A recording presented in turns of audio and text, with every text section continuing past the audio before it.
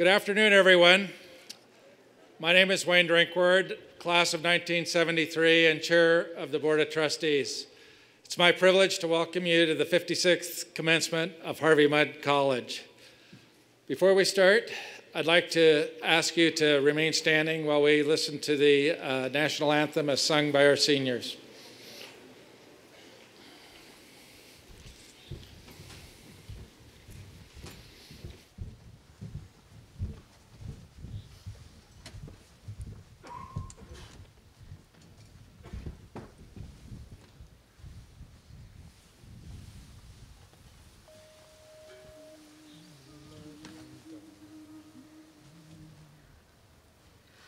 Oh, say, can you see by the dawn's early light what so proudly we hailed at the twilight's last gleaming, whose broad stripes and bright stars through the perilous fight o'er the ramparts we watched were so gallantly streaming, and the rocket's red glare, the bombs bursting in air, gave proof through the night that our flag was still there.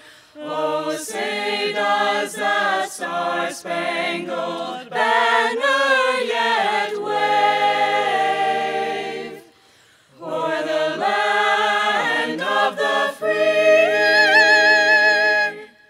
and the home of the brave?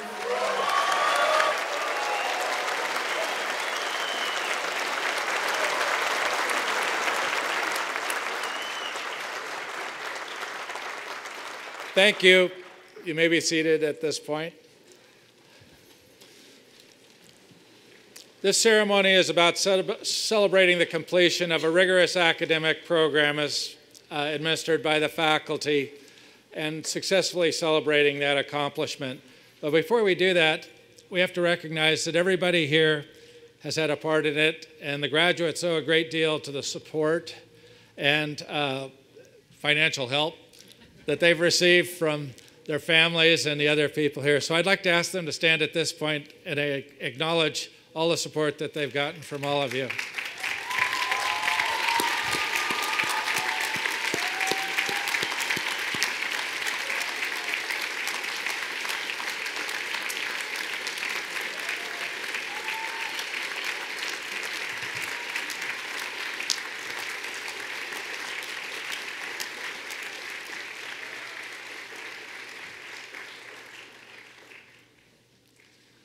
At this point, I'd like to welcome Dr. Maria Calif to the program, the president of Harvey Mudd College.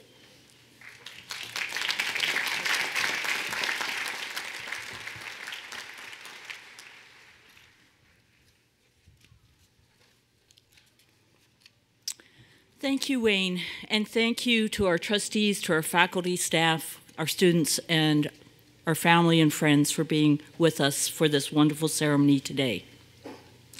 So I'd like to start by a round of applause for our class of 2014, who are the reason we're here today.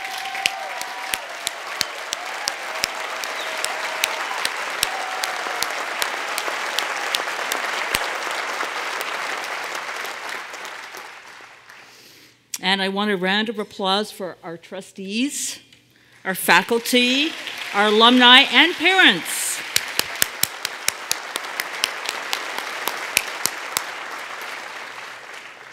And I want to particularly acknowledge members of the class of 1961 and 1962 who've joined us today in celebration of our 56th commencement.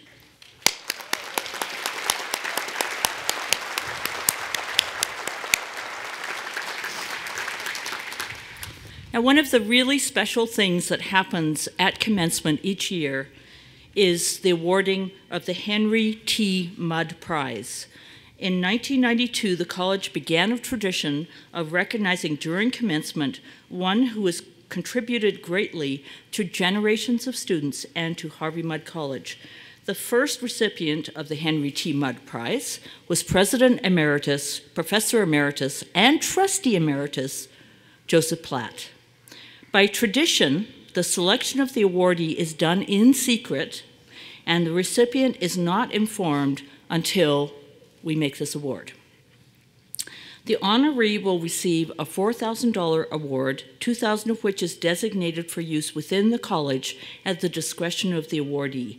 The citation reads, "For her selfless commitment to the mission and excellence of Harvey Mudd College, for her integrity, dedication, kindness, loyalty, enthusiasm, and good humor, for her love of Harvey Mudd College, its community, and the alumni, for giving unsparingly of her time, energy, knowledge, and leadership, many times serving in capacities both official and unofficial as teacher, mentor, and friend, for working relentlessly and tirelessly for Harvey Mudd College, serving under 4 of the 5 presidents, for being a woman admired and respected throughout the Claremont community, for being the walking encyclopedia of HMC history and knowledge, and for assiduously pursuing excellence in data management, for being a permanent exemplar of the Harvey Mudd College community, and for being truly one of a kind. She knows. Liz Bothman, Senior Director of Advancement Services, is hereby designated the 2014 recipient of the Henry T. Mudd Prize.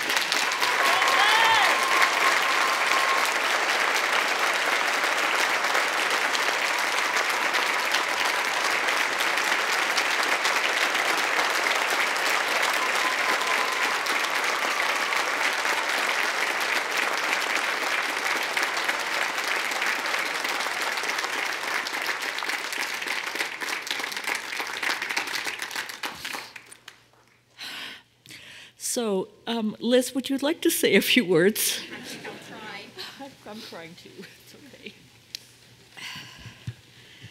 Maria, thank you so much, and thank the Mudd Prize Committee, and thank those who nominated me. I sure appreciate it. I just wanted to say that this day is the best day of the whole entire year, number 365, to look out at the students that are graduating and are going out into the world, and to make such a difference in our world. It's miraculous. And I myself have been blessed by being able to work here at Harvey Mudd College and interact with some of the students. And congratulations to the students, congratulations to the parents, the faculty, staff. This is just a wonderful place to be. Thank you. Thank you.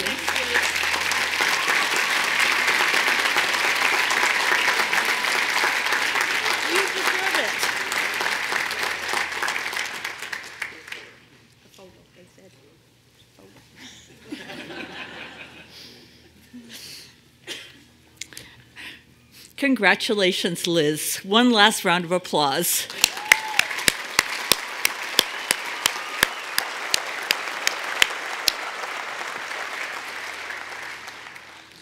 Our next presenters are Miranda Parker and Christian Mason.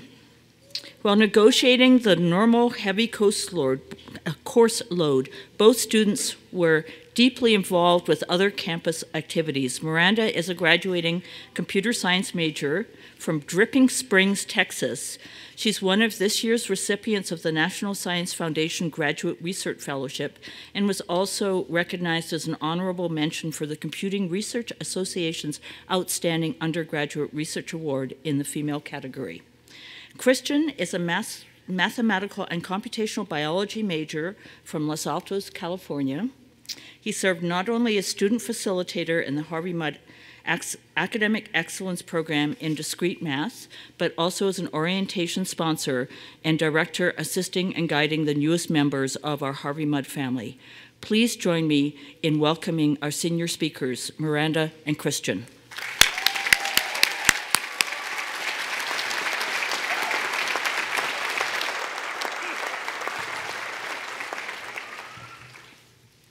Let me just make sure this works. Cool. Hi, we're Miranda and Christian. Or Christian and Miranda. You can arbitrarily pick an order. Before we go too far, we want to acknowledge and thank those who made today possible. To the trustees, faculty, staff, fellow students, and friends and family. We really wouldn't have been able to make it through these few years without you, and we wouldn't have been able to make it to this lovely day in these lovely black gowns without you. You may be wondering why there are two of us up here, the first in the history of Harvey Mudd College, as far as we know. Christian and I have both been tour guides for a long time, and we're very good at quoting the mission statement to people. In case you've forgotten it, Harvey Mudd College seeks to educate engineers, scientists, and mathematicians, well-versed in all of these areas, and in the humanities and the social sciences, so that they may assume leadership in their fields, with a clear understanding of the impact of their work on society. We hope that's the last cliche we say today. However, it brings to mind a good point, that we've gone through all these years becoming well-rounded global citizens, and we've done all of this together. Now, collaboration isn't explicitly stated in the mission statement, but I think we all know we couldn't have made it through Mudd without collaboration. So it should be no surprise that Christian and I collaborated and followed the class syllabus, trading driver and navigator roles appropriately in order to talk to you today. On the theme of collaboration, we want to remind all of you that leaving Mudd doesn't actually mean you leave Mudd. You'll always be a part of the Harvey Mudd community. If you ever need someone to lean on, it's not just your fellow alumni, but the faculty, staff, and future Mudders who are your family and will always be there to help, especially our graduating class. Now, speaking of our graduating class, we've been seen as the biggest, loudest class against growth. Granted, this is in the context of growing the college, which we're not going to touch on since this is only a 10-minute speech. But it's the exact opposite of this that Christian and I want to convey to you today. Don't stop growing. Throughout our time at Mudd, we've all grown a lot. Don't try to deny it. You've grown taller, Shorter, fatter, skinnier, smarter, dumber, more involved, lazier, etc., etc. Some of us thought we would never make it to this point, but if there's one thing we've learned, it's that at Mudd, never is a word you shouldn't believe in. You can prove yourself wrong time and time again and do things that you never thought possible. A lot of people over the past few months have told us to enjoy it while it lasts because these are the best years of your life. But we don't actually believe that. We don't mean to belittle the experiences that we've had so far, but this is really only a priming stage for the rest of our lives. Your future bathrooms will inevitably be better than West bathrooms. Your job will be better or more interesting than grading freshman math homeworks. And it doesn't hurt that you'll be given money instead of spending a lot of it. Hopefully. Well, what we're trying to get at is that we want you to use everything you've done in the past few years or so to make the next 50 or so these best years of your life. We want you to keep growing. We know that each of us have had different experiences through the time we've spent here, and we'll be going on to do very different things once we leave. But some things we do all have in common, and we can actually learn some lessons from these shared experiences. Something that carried me through the past year is that we are people first, students second, and leaders third. If we were student leaders in our time here, then the student comes before the leader. And once we leave here, we will have a diminished responsibility as a student. However, that leaves us more time to become a leader, but also more time to be a person. Sometimes it is essential to take time for yourself before you can help others. Sometimes you need to find what makes you happy in life before you can help others find it for themselves. This is a really hard lesson to learn, and we certainly haven't conquered it, but just being aware of the idea is enough to help maintain sanity in the world.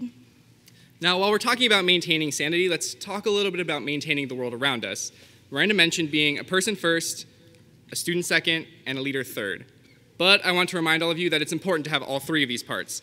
You should always be taking care of yourself, you should always strive to learn more, but please remember, as you move on from Harvey Mudd, that you should always be a leader to your community. Those of you who have taken on dorm, club, department, or student government leadership roles will probably agree with me that they help you grow as a person. Whether you choose to apply for them or kind of just have them thrust upon you because no one really picked up the ball, you know the experience has changed you for the better. To all of us, please remember that we as Mudders have the power to change people's lives. The moment you become a leader is when you accept that. No, embrace that. No one can ever tell you you are or aren't a leader. You just are one. One day you look around and decide you'll burn a little brighter and attract the attention of those around you. And from that day forward, you actually are a candle to your community. The light inside you keeps burning, and you spread the flame of pride and leadership. Funnily enough, the wick that feeds that light actually keeps getting longer because every person who supports you adds more fuel for you to keep making a difference, to keep leading. All of us Mudders have spent our time here growing these wicks, building these foundations, and all of us have the potential to be leaders, just some of us haven't really lit up yet. Yes, the metaphor is really cliche, and yes, lit up is poor wording, but it's a start. We can all be leaders. It is, after all, one of the core tenets of Mud. Whether or not you saw yourself as a leader here, when we go out and join new communities, we will be the candles. We'll be the bright spots, and we'll help others realize that they too can burn, as long as we clear it with the state fire marshal first. One candle that continues to glow brightly is Ben. For those of you who don't know, there is one member of our class who couldn't be here today. Ben Huppy was our class president for 2 years and projected to be Sontag mentor and dorm president when he passed away between our sophomore and junior years. Some of us were present for his memorial in Seattle and were witness to hundreds of people sharing how he touched them, their child, or their friends. He was only at Mud for 2 years, and his memorial here was not small. But to see what he accomplished in 18 years in Seattle was impressive and inspiring, to say the least. Some people might say that his candle went out too soon, but really his flame is still burning brightly. His family and friends started the Ben Huppy 2014 Memorial Internship for a Sustainable World, which encourages students to follow their passions regardless of cost. I acknowledge that each of us have different experiences with Ben, but that doesn't mean that we can't still learn and grow from the lessons he gave us. Don't ever give up, and don't ever doubt the impact you have on the world. At Mud, we are very good at doubting ourselves. I can't tell you how many of our peers have downplayed their achievements, even to other Mudders.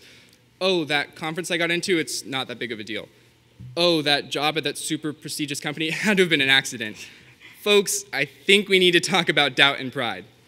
I ask all of you in this moment to reflect on what Mud has nurtured in you, what these years have allowed you to bring to the table. And I ask you not because I think it's good for the soul, but I know that thinking about yourself and what you've done is not something that most Mudders do. I ask you to be proud. We're here because we've actually made it. Be proud of the work you've done, the classes you've taken, the times you've demonstrated again and again that you are problem solvers, that you're intelligent, that you're caring, that you're trustworthy, and that you are members of a community of brilliant people. But most of all, be especially proud of the moments in which you failed. I can tell you from my own personal experience, and many of you may agree, that there's nothing so hard as feeling like a failure at Mud, whether it's academically, emotionally, or in some other way. It's hard, so very hard to get up again and continue to be a part of this community where it seems like everyone's so smart and you're the one dumb schmuck who just can't get it. It makes us hide both our achievements for fear of seeming to be too proud and our failures for fear of judgment. But today I ask you to be proud of both. Accept the moments you haven't succeeded, because when you learn from them, you can succeed in the future. Remember the moments when you did demonstrate how amazing you are, and don't forget them when you leave Mud. Both are proof of who you are and what you're capable of. Be proud. Now you know to give yourself time, to burn, to never give up, and to be proud. And now that we're leaving Mud, we actually have some time to focus on all of these and grow ourselves. So take on all the leadership roles that you haven't in your time at Mud. Vote. Express your opinions. Do something for your community. Help other people become better. But help yourself be the best you can be. Listen to other people's stories. And remember that you can always learn something from them. Grow. Thank you.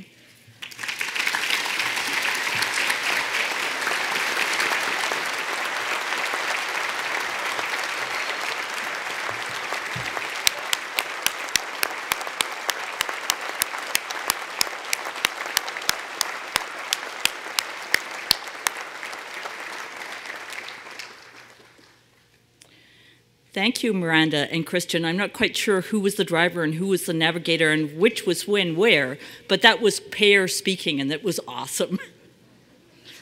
I'm delighted to welcome today's commencement speaker, Dr. Beth Shapiro. Dr. Shapiro is an evolutionary biologist who specializes in the genetics of Ice Age animals and plants. She's a pioneer in the young field called ancient DNA. She travels extensively in Arctic regions of Alaska, Siberia, and Canada to collect bones and other remains of long-dead animals, including mammoths, giant bears, extinct camels, and horses. She extracts DNA from these specimens, and using both experimental and computational approaches, she analyzes many DNA samples from a species over time. She combines this genetic data with data from environmental and habitat factors such as climate, territory, and migrations. With her research, Beth hopes to better understand how species and populations change through time, in particular in response to major climate changes in the past. She also seeks to understand why some species go extinct while others persist. Answering these questions can help scientists and policymakers form strategies to protect and conserve species today, especially those that are under threat from climate change. Beth's research interests extend to the evolution of viruses, human evolution, and genome assembly, and the development of new approaches to analyze genetic data. Beth completed her bachelor's and master's degrees in ecology at the University of Georgia and her PhD in zoology at Oxford University. She's currently an associate professor of ecology and evolutionary biology at the University of California, Santa Cruz. Beth has been widely honored for her innovative research. She was recently named a Searle Scholar, a Packard Fellow, and a National Geographic Emerging Explorer. In 2009, she received a MacArthur Genius Award. Please join me in welcoming Dr. Beth Shapiro.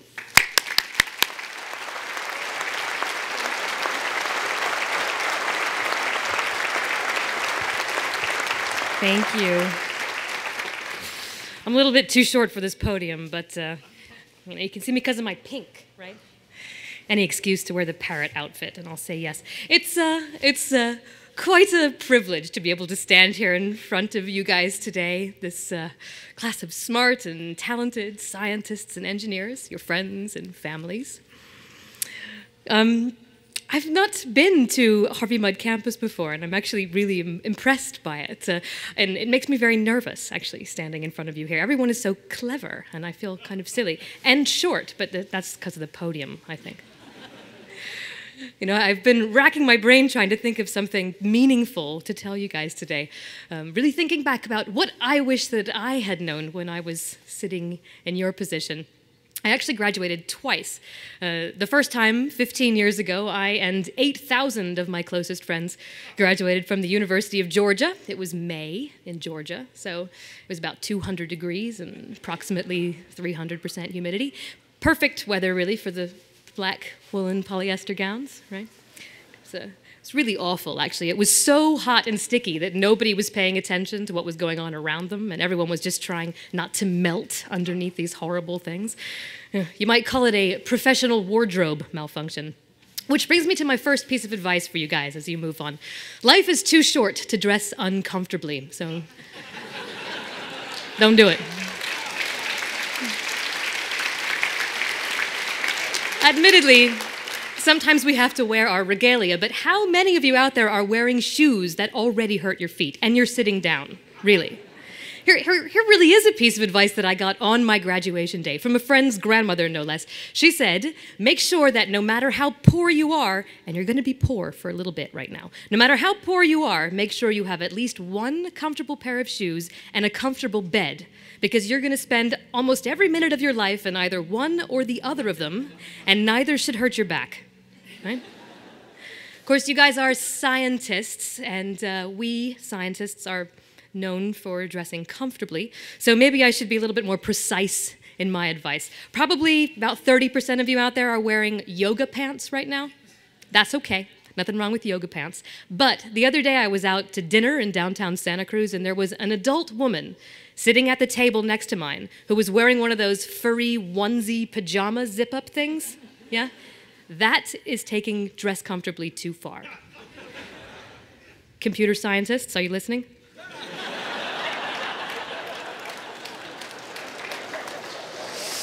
The second time I graduated, it was a much more comfortable affair. It was indoors in a beautiful 350-year-old theater in the Oxford city centre.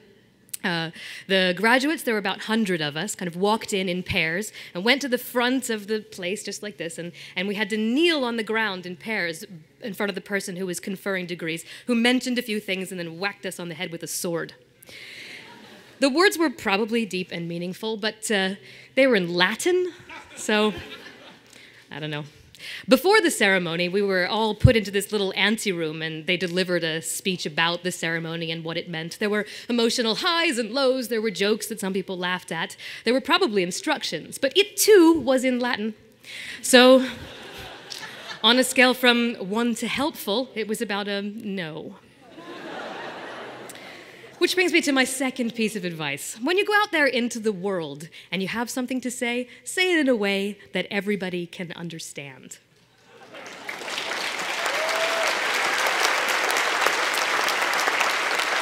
You guys are about to enter into a world, some of you starting jobs, others going to graduate school, where competition is fierce and nobody has very much time. You're going to have a competitive advantage. You'll have new perspectives, new ideas, new eyes. But you'll also have new legs, like my son Henry, who's just learning to walk and sometimes gets knocked over by the cat. If you don't want to get knocked over, people have to know you're there, so speak up. But don't assume that speaking loudly or speaking in another language is somehow impressive. Scientists tend to be pretty bad at this. If you have to use jargon, use it sparingly, and never assume that everyone understands what you're talking about. No one has ever complained that a pitch or a presentation was too easy to understand. Right? Your ideas may be brilliant, but if you can't communicate them clearly, your brilliance will go unnoticed. So there we go. 4 minutes in, and I've given you 2 sage pieces of advice, which is good because I got 3 more.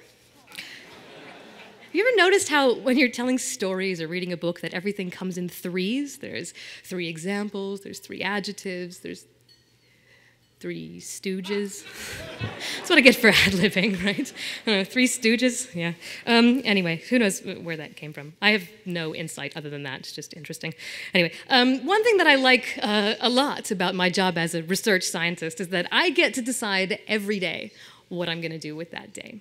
But there are so many different things to do, so many fun projects to be involved with, that it's often really hard to make that decision. When I was in grad school, I decided that I was going to adopt a set of rules to help me make those decisions, and I'd like to share that with you next. They're not silly rules about how to look or act, more about how to think, how to cultivate a kind of mindset that fosters creativity, and I really think success. So here goes. First, take risks. I don't know how many of you are in this position, but when I graduated from Georgia, I really wasn't sure what I wanted to do with my life. I had been intermittently sure since being born. When I was 3, I was going to be a kangaroo. When I was in junior high, I was going to be a doctor, and in high school, it was journalism. By the end of my second year at Georgia, I had had 16 different declared majors, and my academic advisor offered me $20 if I could stick with one long enough for him to complete the paperwork, presumably transferring me to a different academic advisor. I was scared to make a decision. I was afraid that if I went down one pathway, that I would miss some obviously better or more fun or more exciting thing that was in a different direction. I thought I was keeping my options open, but really I was holding myself back. You guys, as you go forward, are going to have tons of opportunities that come at you, particularly within the next couple of months and years. Do everything. If you have to choose something that pushes you the furthest from your comfort zone. Your unique education has prepared you for careers at the cutting edge of innovation. This is both good news and bad news. It's good news because you're probably going to find a job, it'll pay well, and it will be intellectually fulfilling. It's bad news because whatever it was that you thought you were training for when you started this exercise might not actually exist anymore. There are 5 years ago, when you guys were deciding where to go to college, there were very few mobile app developers or big data architects, and there certainly weren't any chief listening officers for social media outfits. It's hard to imagine where the next 5 years will go, but it's kind of fun to do so. Will there be kind of Borg-esque integration of biology and technology, or self-driving cars that get rid of traffic congestion? Who knows? But you guys are going to be among the people that are actually making it happen. And it'll be awesome as long as you're willing to take some risks and step outside of your comfort zone. When an opportunity arises, take it. Second, be in the moment. So, I am a big fan of technology, but I'm a little bit worried about the consequences to all this mobile connectedness on us as a society. My lab is on the bottom floor of a new building at UC Santa Cruz, and 2 sides have windows. And the other day, my students and I were watching people walk back and forth between classes, and there was this one guy who was kind of tall and thin, and he was really concentrating on his phone, and he was expertly maneuvering between students, and it was really impressive until he walked into a redwood tree. They're not small. But that's not it. He didn't look up. He kind of regained his balance and then started forward again and walked into it a second time. Seriously, I'm not making it up. Only then did he look up and kind of glare at the tree and slightly deviate his trajectory and go back to his phone. It was amazing, really, really amazing. As you guys know, the present day is a really awesome place to live, particularly for those of us who are scientists and engineers. The world is literally at our fingertips. Our ideas, assuming we can communicate them properly, really can change the world. But what is the point of living in the present day if we're not actually in the present day? We're out to lunch with our friends or sitting together in the sunshine, but nobody is there. Everybody is somewhere else, looking down on the phone. Remember those opportunities I was talking about? You're not going to find those on Instagram. Right? I mean, new ideas are born, opportunities arise, not by taking quizzes to find out what Star Wars character or dog breed you are, but by having actual conversations with living people, live, for real, in person. One of the things I like best about being able to go to the field every summer is that I am forced to disconnect from the internet and reconnect with life. There is no Wi-Fi in north-central Siberia. A couple of weeks in a tent on a boat in the 24-hour sunshine, it's like a hard reboot for my brain and my body. It allows me to refocus on who I am and why I'm doing what I'm doing. I encourage you to find that place for yourself where you can disconnect. The experiences that define you will tend to be those that happen in the real and not the virtual world. So look up every now and then and be present in your lives. And finally, do something. So if anybody has been paying attention to the raging debate about whether de-extinction should happen, that is the bringing back of extinct species, you will know that the media has declared that I am cloning the passenger pigeon. The passenger pigeon is an extinct species of North American bird. It's been extinct for about 100 years, actually exactly 100 years this September. It's most famous for flying in flocks of billions of individuals, large enough to darken the daytime sky for hours as they flew by, and then they were gone. I'm not cloning the passenger pigeon for 2 reasons. First, it's not possible. Second, it's a terrible idea. It's not possible to clone extinct species. Cloning requires intact living cells. No extinct species, even frozen mammoth mummies dug up from Siberia, have intact cells. It's not possible. No cells, no clones. Biotechnology, however, might have another solution for bringing extinct species, or at least traits belonging to extinct species, back to life. We can sequence the genome of the passenger pigeon. We can compare that to the genome of its closest living relative, the band-tailed pigeon, which is common around here. And then we can go into that band-tailed pigeon genome and actually make all of the edits in that genome necessary to turn that band-tailed pigeon genome into a passenger pigeon genome. And then, sprinkle in some magic science dust for the sake of brevity, use that to make a passenger pigeon, or billion. Which brings me to why it's a terrible idea. Can you imagine driving around in your car when all of a sudden a flock of 1 billion birds flies overhead? You might think you're in a Hitchcock film. You might regret having recently washed your car. Seriously, though, it is tough to imagine the environmental consequences of bringing back 1 billion passenger pigeons. Since they've been extinct, cities, towns, farms, highways, they've all grown. Other species have come in and taken their place. Where are these birds going to go in this very changed world? It's hard to imagine that would work without mayhem. The mammoth, however, might be a different story. The Siberian tundra is very low in productivity. It can't support very many grazing herbivores. I have a friend, Sergei Zimov, who runs a park in northeastern Siberia. He calls it Pleistocene Park. His plan is to bring back all of the Pleistocene animals like mammoths and woolly rhinos and giant bears and giant beavers. Seriously, there was a 5-foot-tall beaver that lived here, for real. All of those things back to Pleistocene Park and have people come and visit them and, you know, kind of Jurassic Park, but without the disaster, hopefully.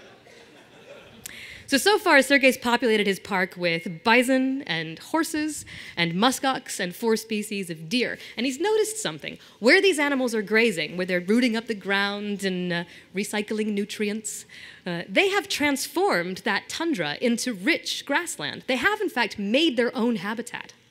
But that's not all. Sergei has discovered that during the winter, the soil beneath this grazed grass is 10 to 15 degrees Celsius cooler than the soil beneath the ungrazed grass. That means that the soil is frozen, and all of the carbon that's in that soil is actually trapped there, whereas the carbon in the thawed soil is released into the atmosphere. Imagine this on a bigger scale. The atmosphere right now has about 850 gigatons of carbon. Scientists estimate that there are nearly 1,400 gigatons of carbon sequestered in the Arctic permafrost right now. If we could bring back mammoths or maybe elephants that have been genetically engineered to live in Siberia, could we keep some of that carbon in the ground and perhaps slow the rate of the accumulation of greenhouse gases? It's hard to imagine that genetically engineered animals will be the solution to the climate crisis, but they are a formal possibility, and one that brings us hope. And if you've been paying attention at all to what's going on out there, hope is something that we are remarkably short on these days. De-extinction is kind of an insane example, but an example nonetheless of some type of biotechnology or technology that you might use to be able to change our future. Strategies for dealing with climate change and the extinction crisis and all the other crises we hear about today tend to focus on preserving the status quo. But why should we be satisfied with the status quo? Since we can, why not use science and technology to actually make the world a better place to live in, not just a better than the experts predict kind of place? As you take your skills out into the real world, I urge you to intervene. Passivity and cynicism are passé. It's time to get involved. This is my last bit of advice to you, Harvey Mudd class of 2014. Do something. I don't care if your thing is biodiversity conservation or nanotechnology or internet securities or curing cancer. Find your passion and be an active participant in your life. Look up every now and then.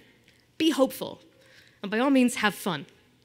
Congratulations again, and thank you for paying attention to me. Good luck to you all.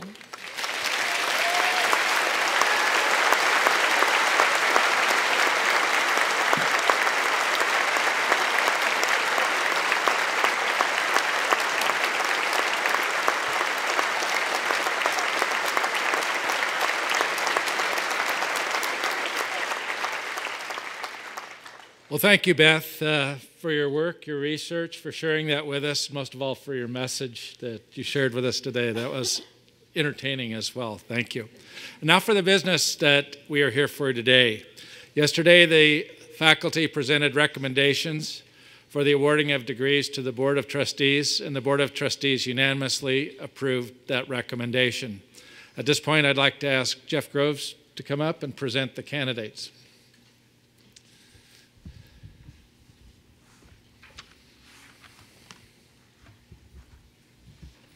Will the Bachelor of Science degree candidates of the class of 2014 please rise?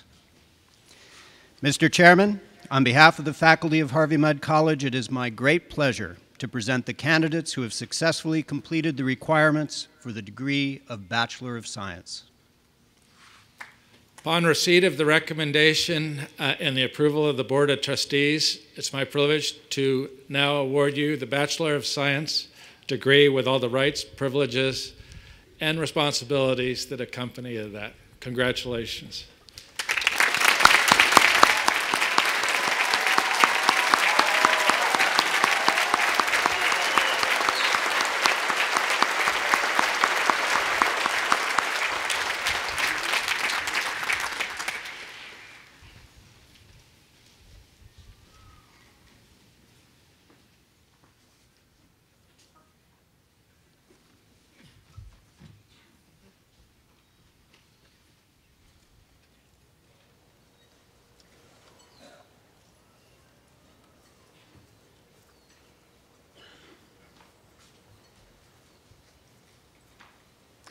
Travis Francis Athugis.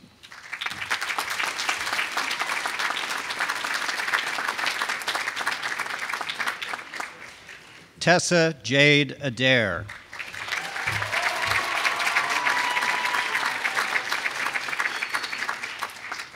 Joe S. Agajanian.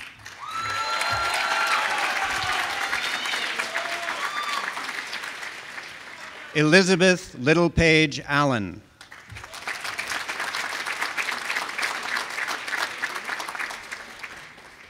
Clara Jane Amorosi.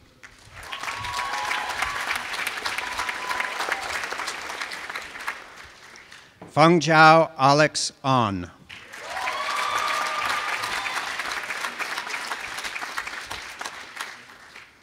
Catherine Anderson.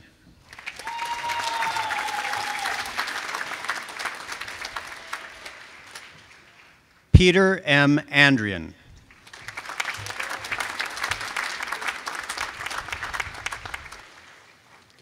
Allison Arnold Roxandich.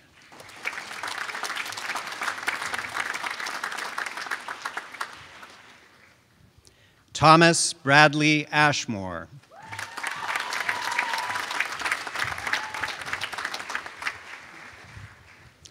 Rohitashwa Bagaria.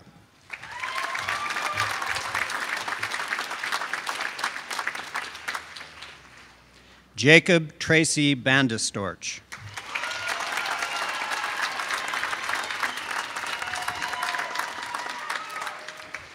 Sun Hui Bang.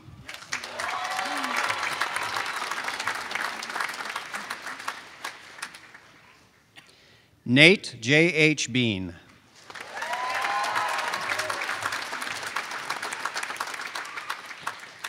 James Thomas Best.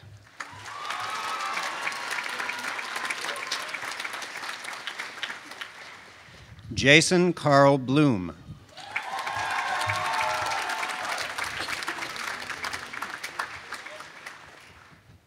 Emma Bodell.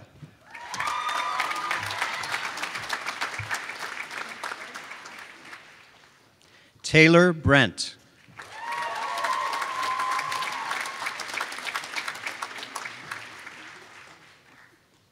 John Brooks.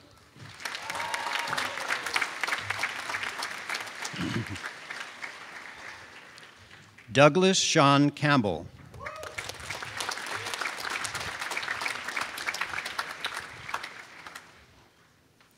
Chanel Minji Chang.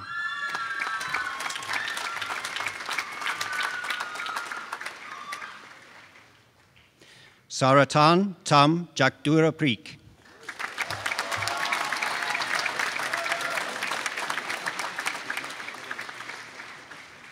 Austin Chen.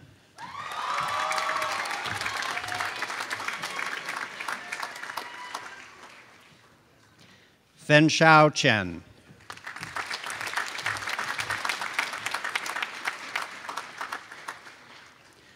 Brian Buck Cheney.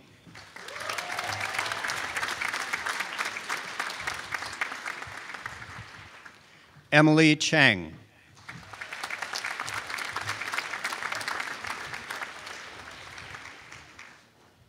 Carrie Marie Chin.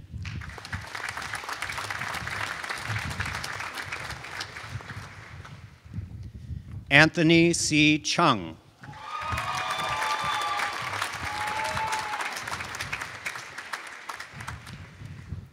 Benjamin Kaur.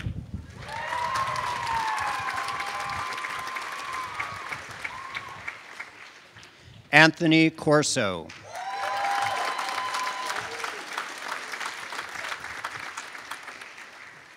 Erin Elizabeth Coughlin.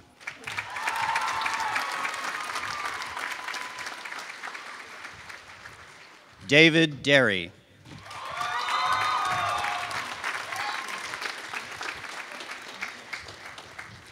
Jean-Claude Desuny.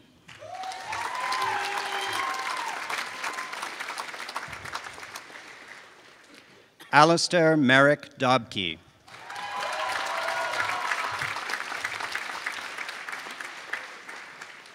Corinne Day Druin.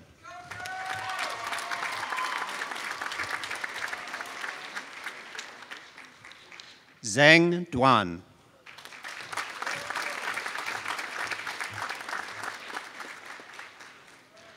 Joshua Benjamin Edelman.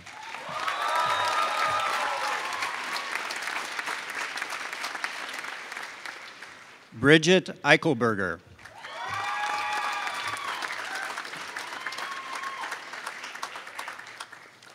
Haley Jane Erickson.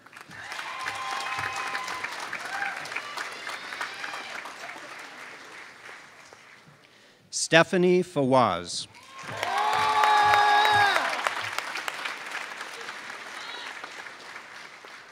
Victoria Lynn Feudo.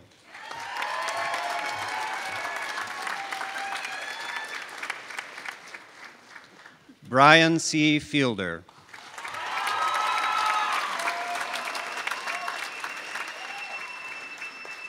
Emily Fisher.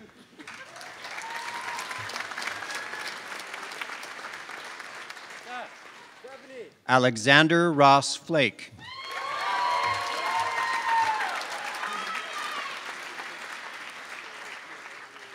Michael Aaron Fox.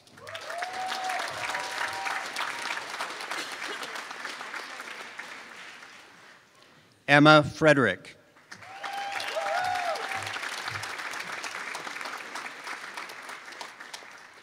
Lisa Guy.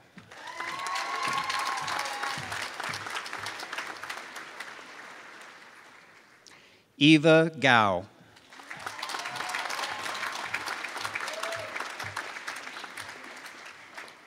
Madeline Rose Goldcamp.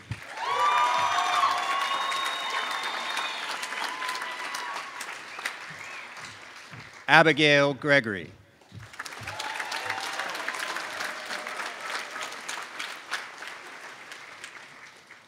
Samuel Christian Gudekunst.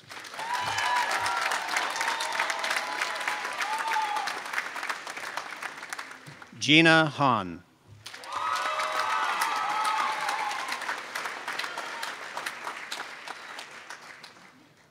Spencer Harris.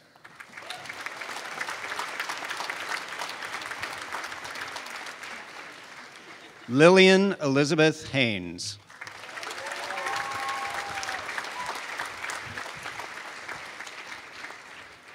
Jane Elizabeth Hofswell.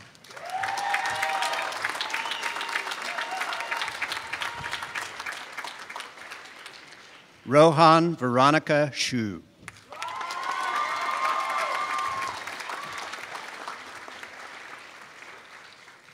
Douglas Michael Hu.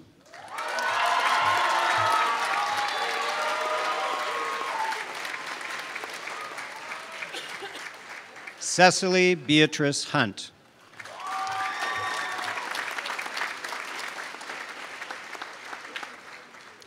Eric Hunter.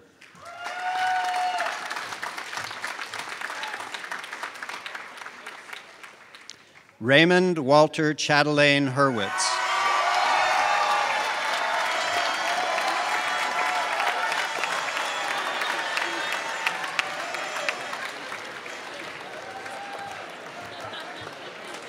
Sidra Hussein.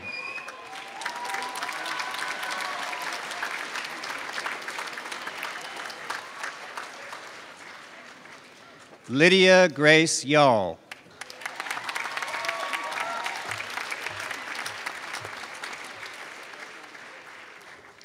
Yunji Zhang.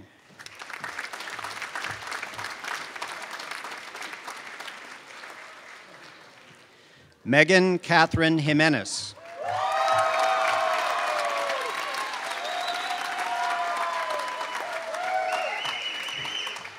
Marina Giuliano Johnson.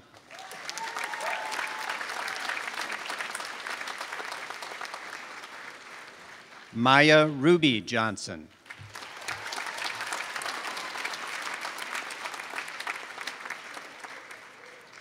Sasima Katanyutanon.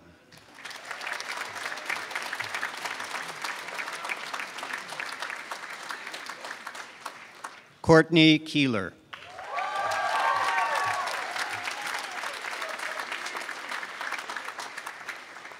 Jaron Patrick Kent Tobias.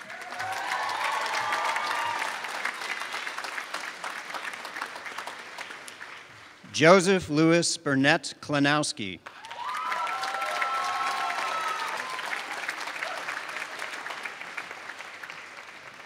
Samantha Elizabeth Munoz.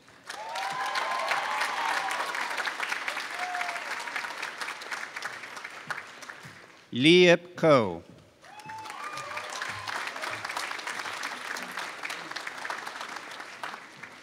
Sammy Koo.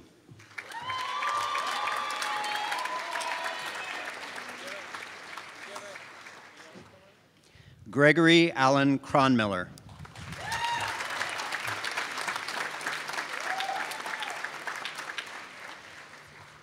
Catherine Blair Kreider.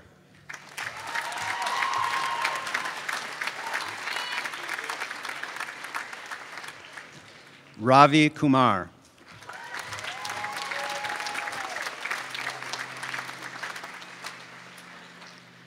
Shreyas Kumar.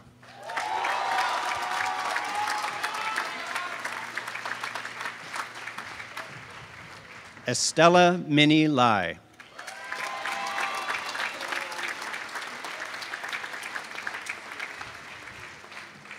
Lisa Lam.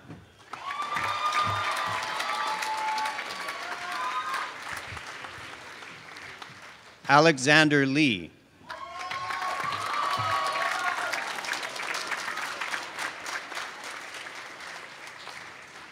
Julia Suson Lee.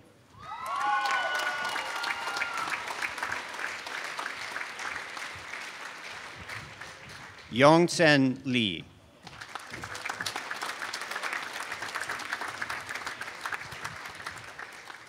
Sarah Lichtman.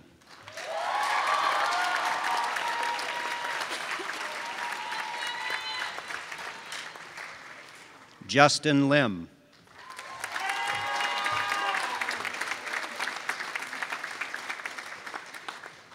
Tiffany Wang Ting Lim.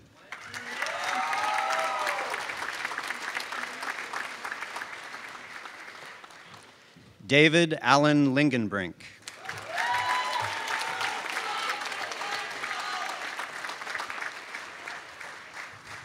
Frank Young Liu.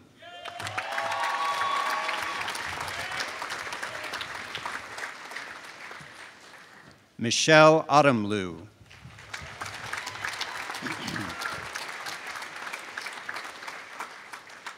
Amanda Llewellyn.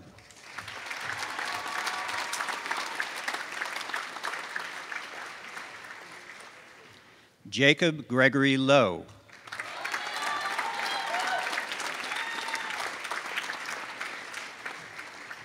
Robin Randall Lowe.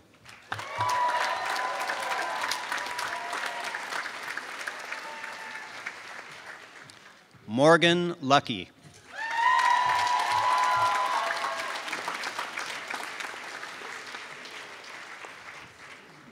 Mark Mann.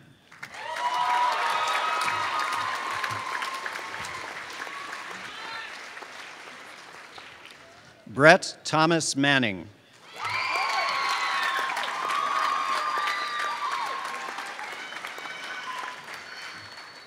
Diana Yi Mar.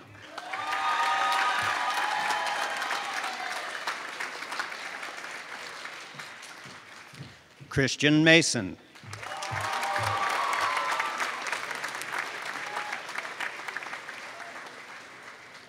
Luke Mustali Kelly.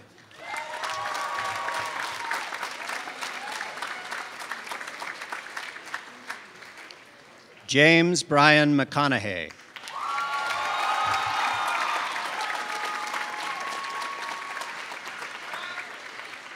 Matthew Brian Andrew McDermott.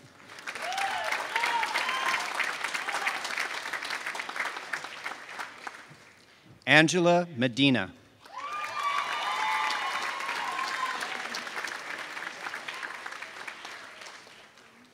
Patrick Thomas Meehan.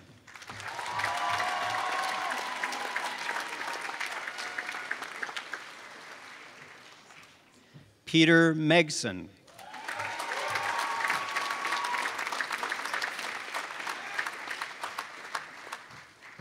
Brett Daniel Mills.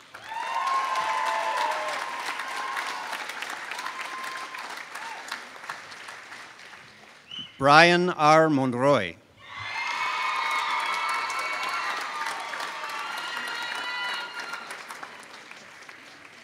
Sami Murad.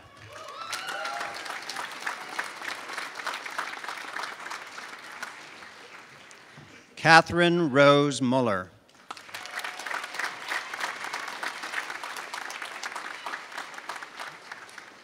Audrey Lynn Musselman Brown.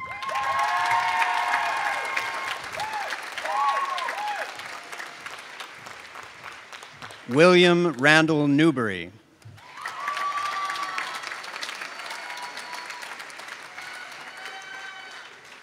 Tuan Terrence Doe Nguyen.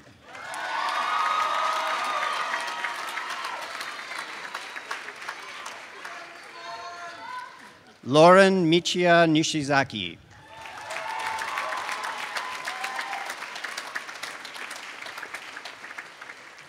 Marissa Elaine Novak.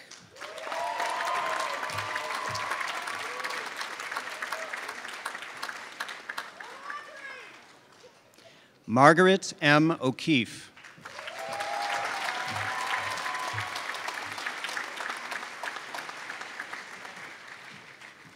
Eileen Shannon O'Leary.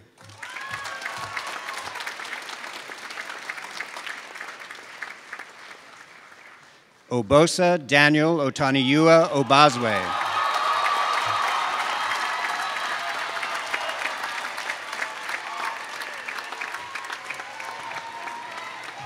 Joel Ornstein.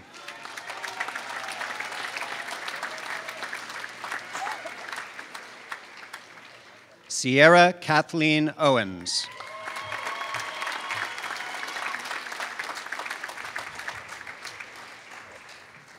Natasha Asim Parikh.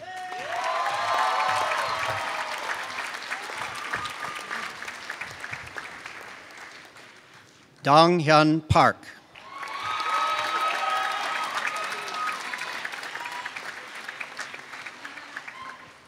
Sahyun Park.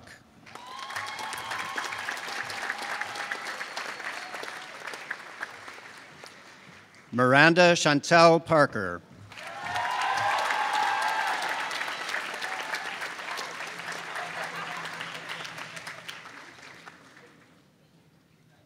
Sophie Parks.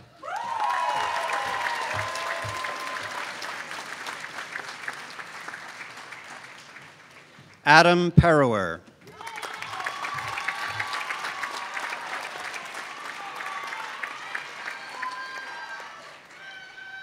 Sheena Kusum Kishore Patel.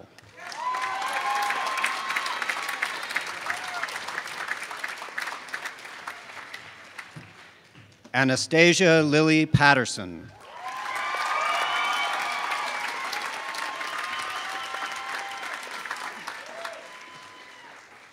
Shriyasha Podell.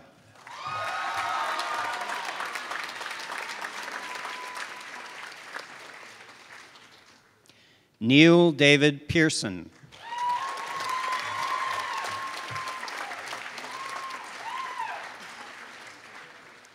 Jennifer Fong.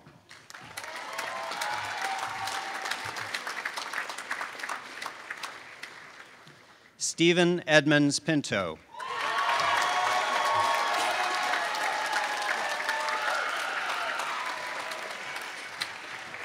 Brennan C. Plasmeyer.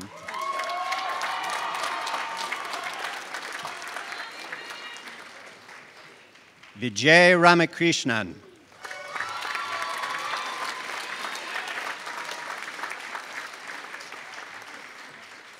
Lena Irene Reed.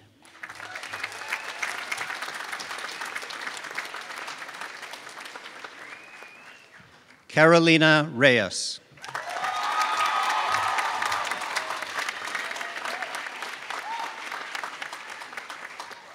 Tyler Robinson.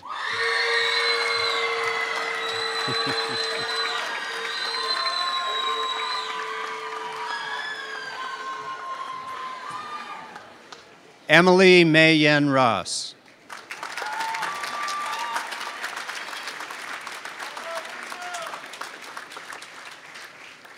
Alberto J. Ruiz Lariva.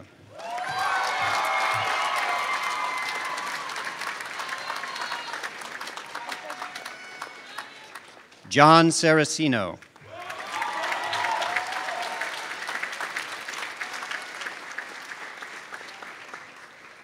Vyas Ravi Savanur.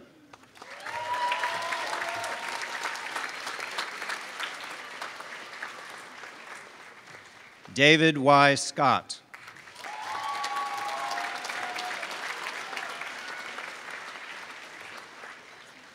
Michelle Lynn Saya.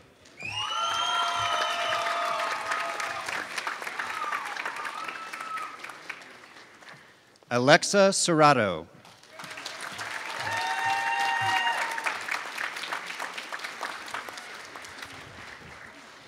Sejal Vijay Shah.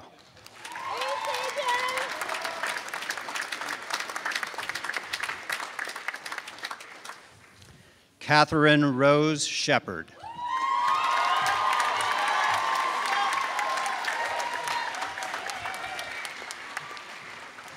Lauren Marie Scholl.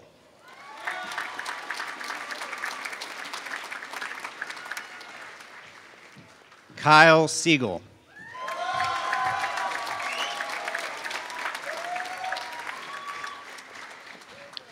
David Spearings Vanderwolk.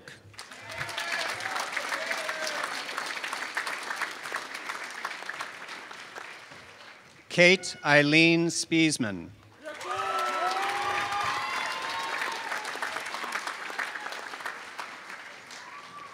Brent Patrick Stapleton.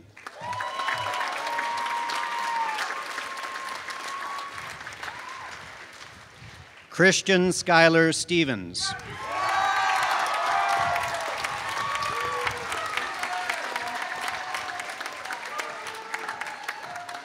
Francis Yenan Su.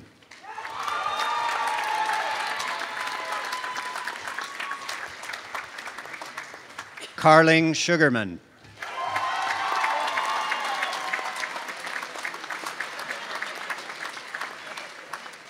Matthew Tambara.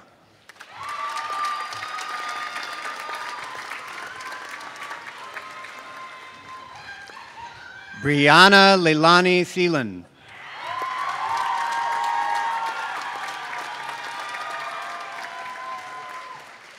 Rebecca Ann Thomas.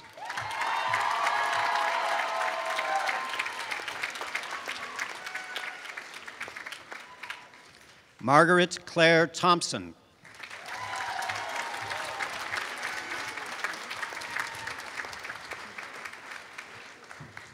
Andrew Patrick Turner.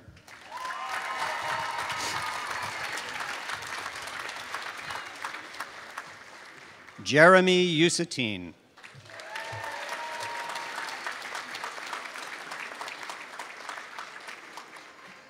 Joshua Austin Vasquez.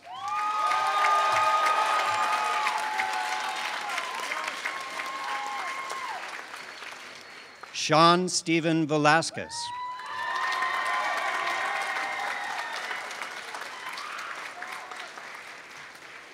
Mitchell Verma.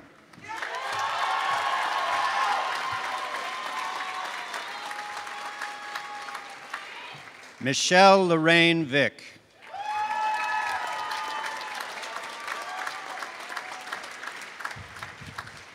Kevin James Vigue.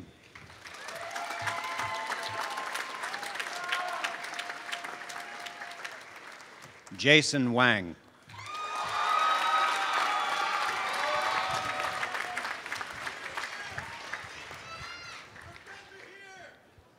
Olivia Follett Warren.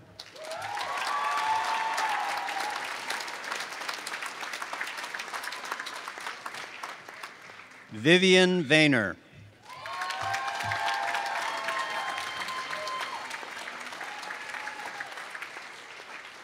Alana Lee Weisberg.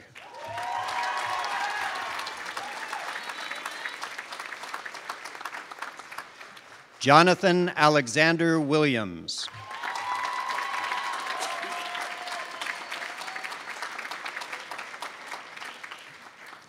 Lauren N. Winkler.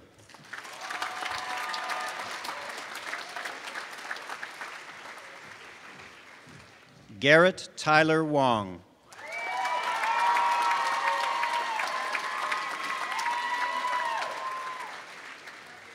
Alexandra Wright.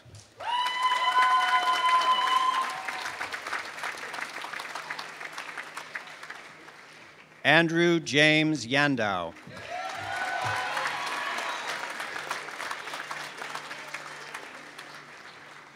Beverly Olivia Yeh.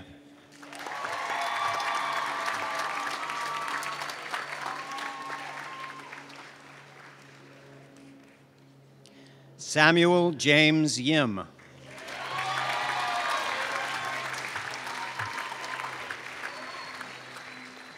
Jason Yu.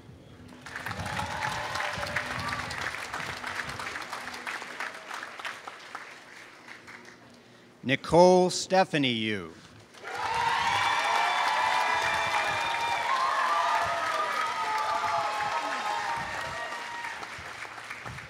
Christopher John Zasweta.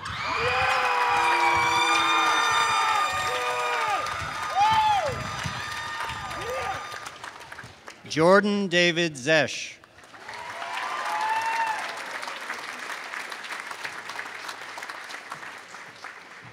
Singray Alice Jong.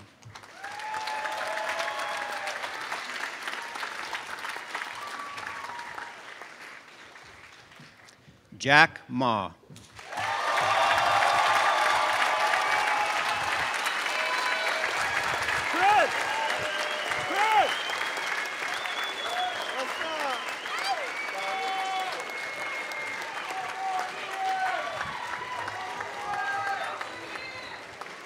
Congratulations to the HMC class of 2014.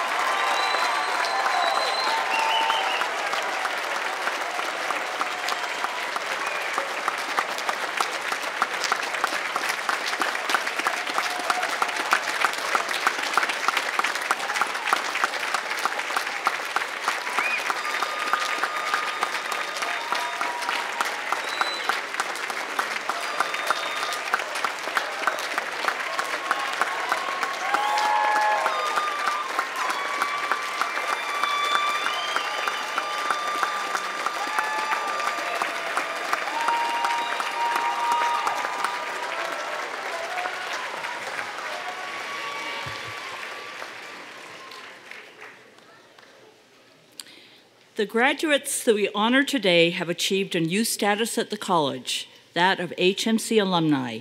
Here to welcome you to that amazing group is Glenn Hastings, class of 1993, president of the Alumni Association. Glenn.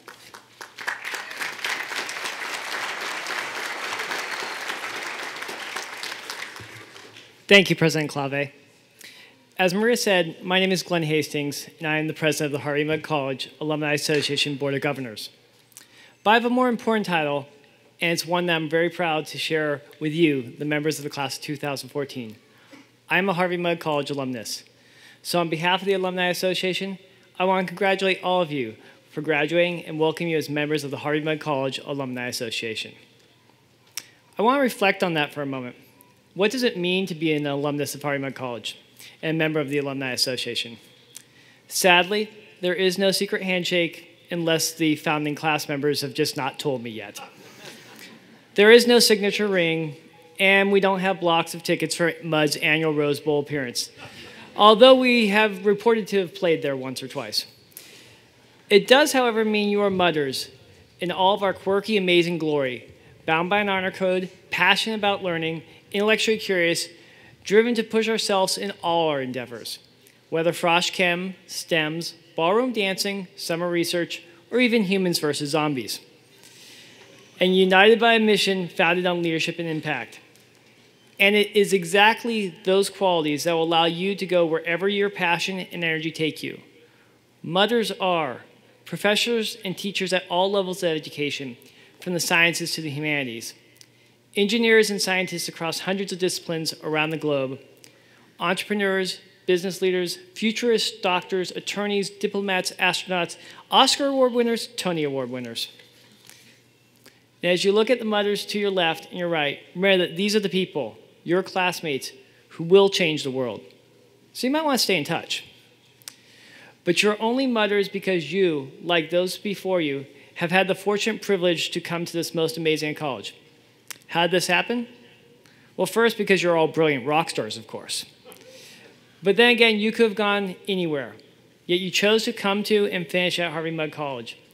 You chose Mudd because something about this place, summer research, the core, clinic, unicycles, a scholarship, strawberry donuts at midnight, something attracted you.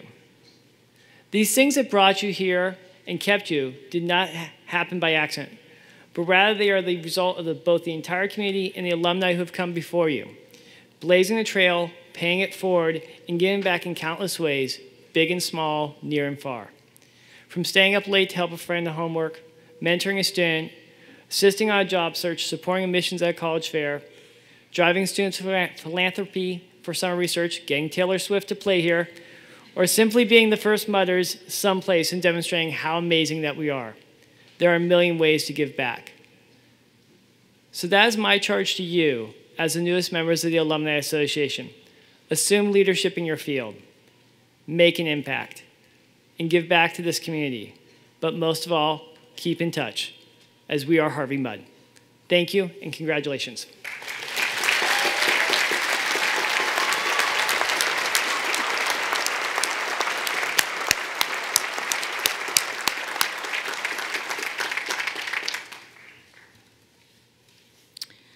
The class of 2014 will always be a landmark class in the history of Harvey Mudd College.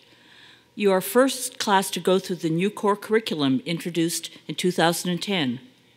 Our first class to have more female students than male students.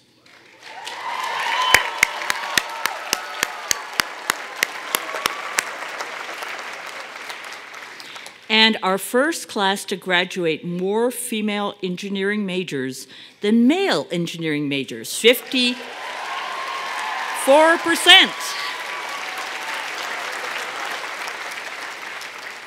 You will always be our oldest class that experienced the joy of learning in the Shanahan Center, as well as our last class to experience the joy of learning in Thomas Garrett. You will always be our oldest class of alumni who were students during the launch of our first public fundraising campaign in 20 years. Harvey Mudd is on a mission to educate the next generation of passionate problem solvers.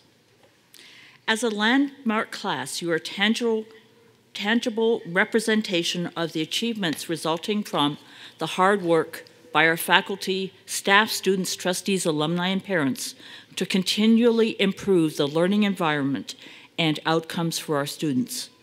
We are very proud of you and of how far Harvey Mudd has come over the last 56 years. Of course, Harvey Mudd has given its students an amazing education since the first class arrived in 1957. One of the best things about our culture and our values is that we never rest on our laurels. We constantly strive to be even better and to provide even stronger support for each other.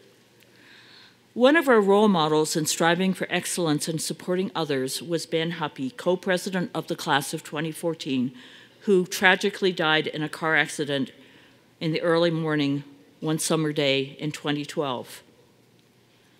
Ben's death was a huge loss for our community and his family and friends, and we each keep elements of Ben's vision, passion, and personality in our hearts.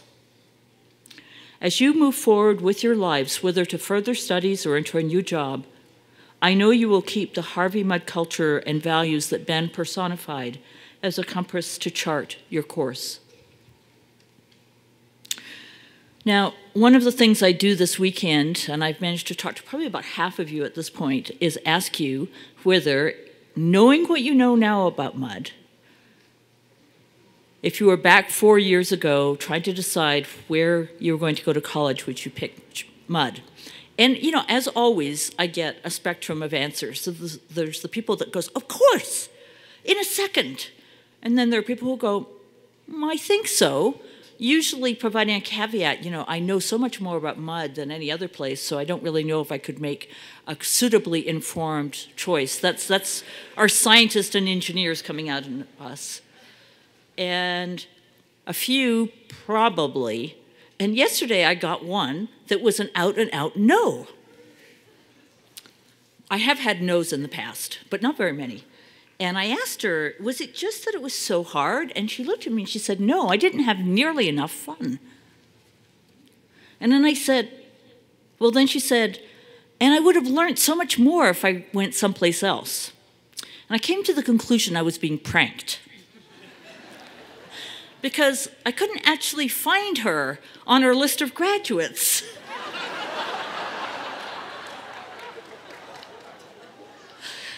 So, like everyone else at MUD, I will miss you enormously. I hope you will send me email, come back for Alumni Weekend every year, and I wish you the very best for the future. Congratulations on graduating from Harvey Mudd College, the best science and engineering undergraduate education on the face of the earth.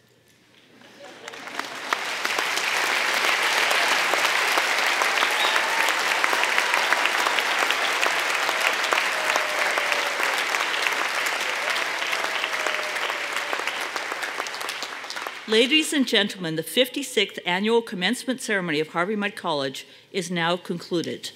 And I'd like to ask the audience to remain standing and allow the academic procession to exit the site to the back of the tent. We're starting a new tradition, or at least we're exploring a new tradition, in that we're going to be having our reception at the Honnold Mudd Library Plaza. There are signs and ushers ready, which is sort of back over there. We have signs and ushers ready to show you the way. So, thank you very much.